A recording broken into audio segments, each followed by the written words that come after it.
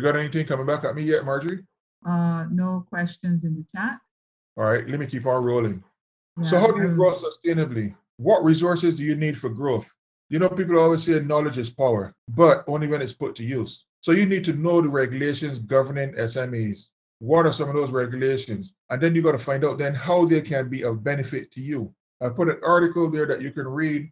We do not have the time to discuss it, but what you can do is that we can always have another session afterwards at some point where we can get together and discuss some of these things. Do you know of the Business Development Act for SMEs here in Barbados? What does it entail? I put it up here too, again, with a hyperlink right here so that you can go see it, familiarize yourself with it, and get things really growing so you can grow your business. Then, what additional help do you need for your business? Well, you can get assistance through BIDC. As of this year, they started focusing on exports, and between them and Caribbean Exports should be able to help you get access to the export market, and also Chad, right, Chad? They should be able to help you get your products and services out into the export arena. Then you have Enterprise Growth Fund Limited. Because they are a quasi-governmental entity, they are going to tie back in with the dictates of government in order to kickstart the economy, to help you get access to funds, to help you get back out there quickly so that you can also start being economically viable. You have Caribbean Export, who I mentioned before, who often put out a whole lot of information about exports and export opportunities that you can capitalize on in order to be able to have not only the export capacity, but also channels to whom you can export. You have the Central Bank of Barbados. They have enhanced finance schemes to help you gain access where if you don't have enough collateral to get funding from out of the banking system, they would guarantee your funds so that in the instance that you default, they would pick up the slack and be able to repay the commercial banks on your behalf. But in order to access that fund, you must go through a commercial bank. You have trust loans. I spoke about that earlier in today's session.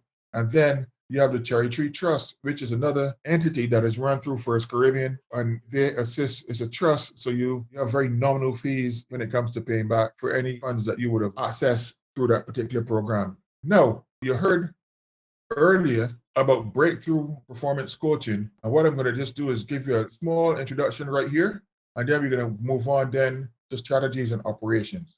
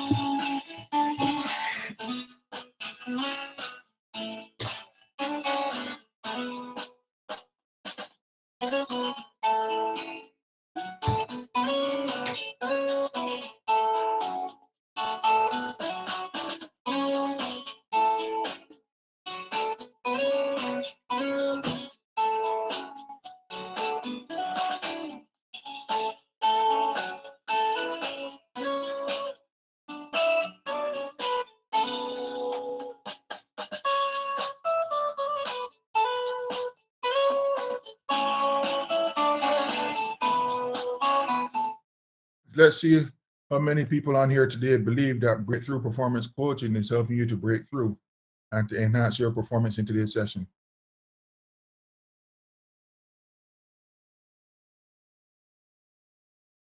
Yes, I'm seeing the chat, and we have a lot of people saying yes. So thank you. So glad to know that this information is proving useful and that it is really hitting the point with a lot of people who've been able to join us. All right, great. So now we're going to look at managing diversity without killing yourself.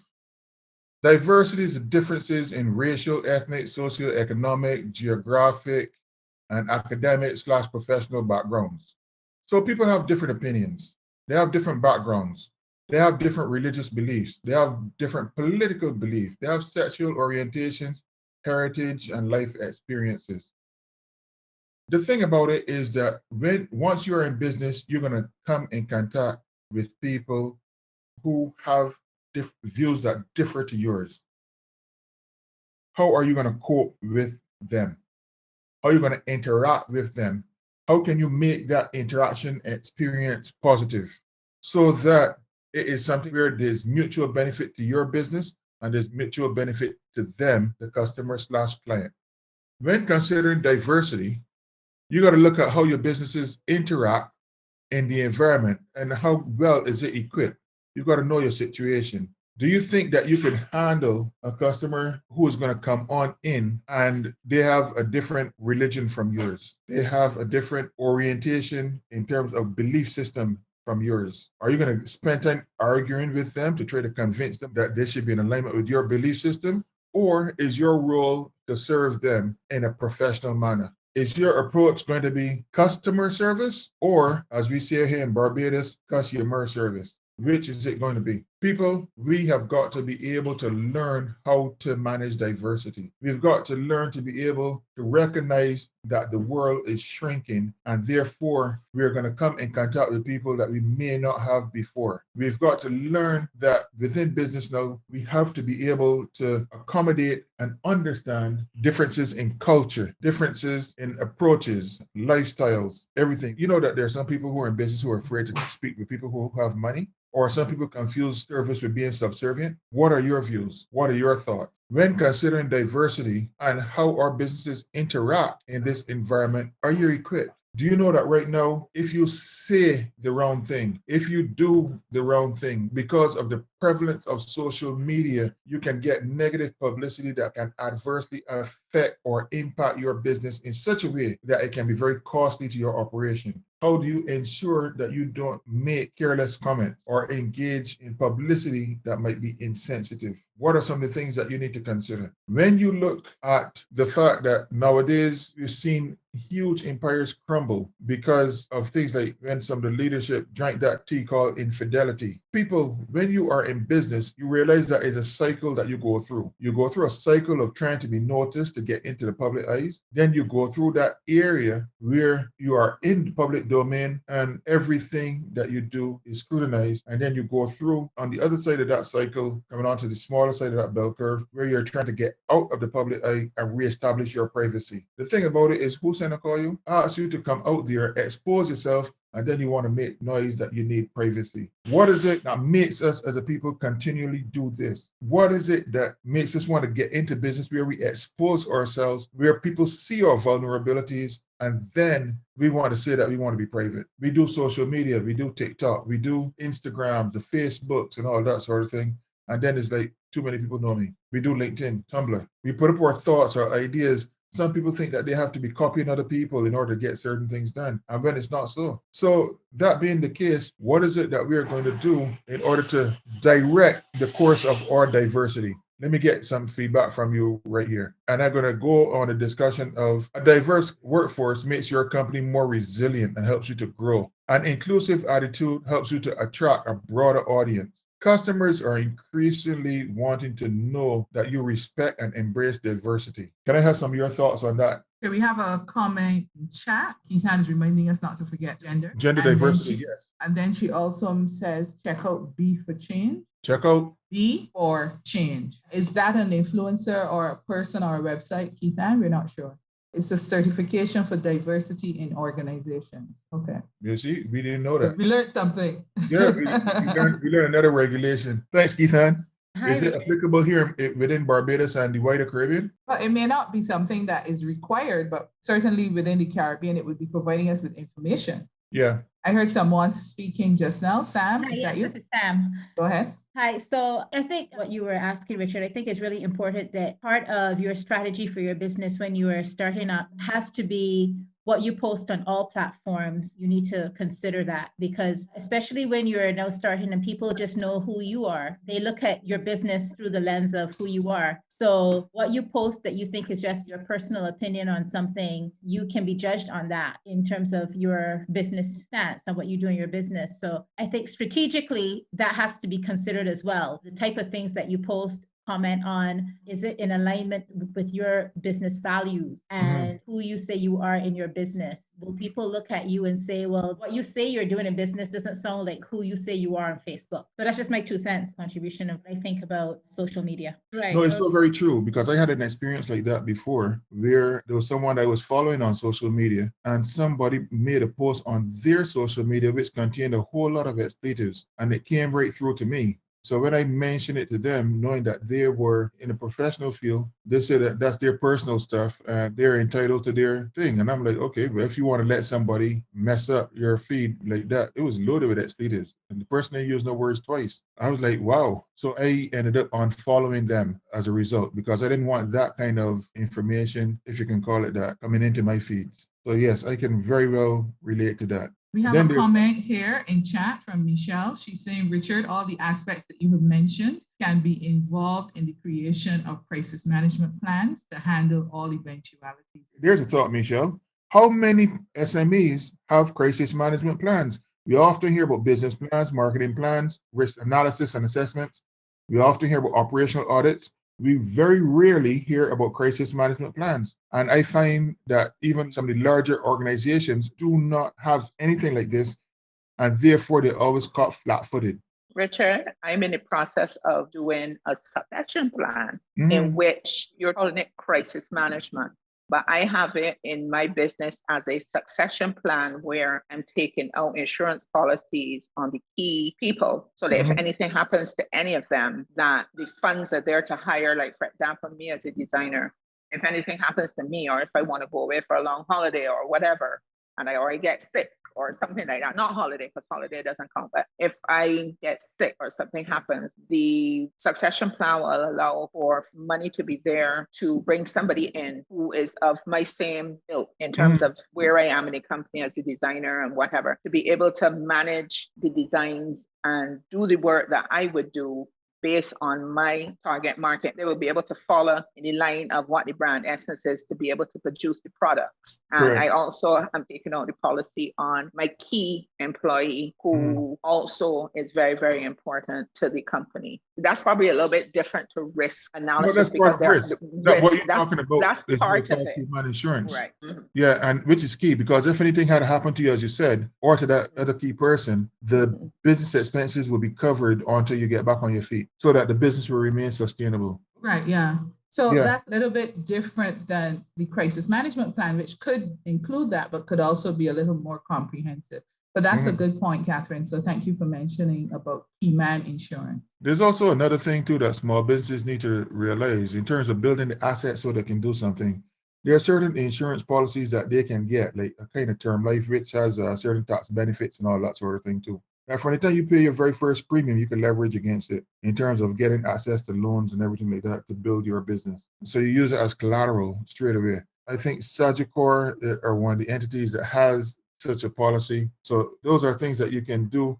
And most people nowadays who are in business, you should be insured for a minimum of $500,000, because $500,000 is really not a lot nowadays. Sometimes when you're traveling on the road and things happen, you need to be able to have access to funds that you can leverage against in order to keep your business going until you get back on your feet. I've had instances whereby every time that my business was getting ready to take off in a particular direction and I was on the road, somebody would always come and give me a whack, to hit my car. It was a hard lick. They would write you off sometimes. And then you have to end up dealing with medical expenses and all that to get back on the road. I remember another time, you remember 9/11 when that took place? I was in the British Virgin Islands, and prior to that, I had an accident where somebody came and hit me again. And the only thing that got through in the mail when 9/11 happened was bills. All the revenues dried up. And I had that settlement that came in from the insurance. And that took me right through that period. And the very last day, when I spent the very last cent from that payout, a larger project came in that evening. And I was able then to move on to the next phase of business. People, you've got to put things in place to protect you while you are in business. So using standards for marketability. When you're going to be using standards, you've got to ensure that they're compliant to the standards first and foremost. And you've got to look at what the requirements are. You've got to look at what the rules are. Why are these standards even necessary? You've got to look at the regulations governing them, the policies, and the laws. So all of those things go together those 1, 2, 6 areas go together to make up what is called compliance. That being said, you remember earlier I was talking about the teaspoon? A teaspoon in one country should be the same as a teaspoon in another country. In the fashion industry, if you go back there again, if something is made in China and it says large, you can rest assured it's not the same size as something that is made in Chile and says large, or something is made in the DR, the Dominican Republic. Sometimes you could go into a store, like if you go into St. Lucia sometimes, and you go into a store down there, you said you want something large, and then by the time you take it out, you think it's a large, you go in the fitting room to fit it, and it fits you like your little brother's outfit because it's too small or it's too tight. The arms are not consistent with what the rest of the size of the shirt should be, so the arms are really tight if it's a short sleeve shirt. So what's happening there? They did not follow the standards. You remember earlier, Catherine spoke about the ISO standards, so that people are making things according to these standards. What's it going to be for you in consulting? Earlier, I was talking about CMC, Certified Management Consultants. What is it that you need to follow as a CMC?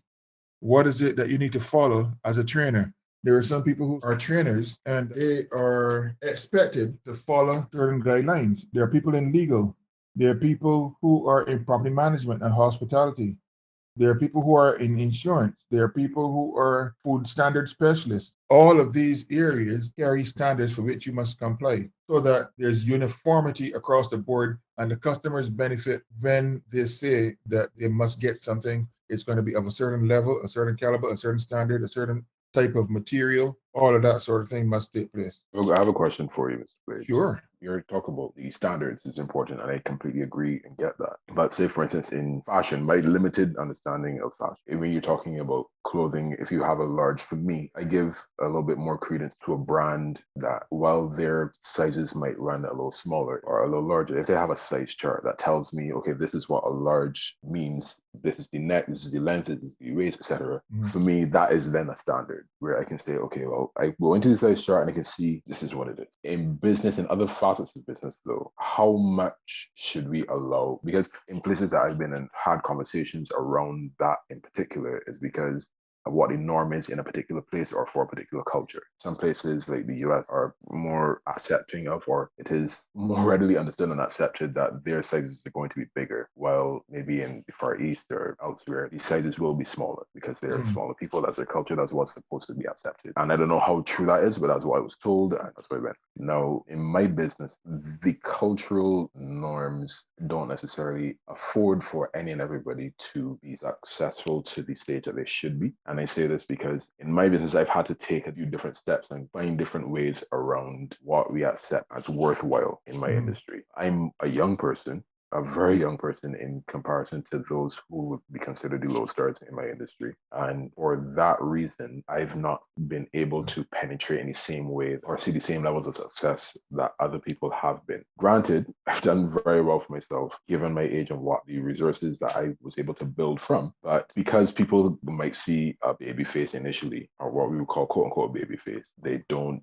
necessarily give me the same, one, respect, or two, be willing to pay the same that they would for somebody who is older or more established or whatever in the industry. Even though I might have more qualifications, I might have experienced more, I've done business and handled projects elsewhere and to a much greater degree, and might be able to be of more value to them. So in your estimation, to what extent should we give the cultural norms the ability to change not only your business, but your strategy and how you decide that you're going to be marketing yourself and what services you provide? Because I've seen and realized a lot more success in going overseas. As I said, I'm in the UK now. I do a lot of consulting in Canada, etc. But I haven't been able to see as much of that success in Barbados.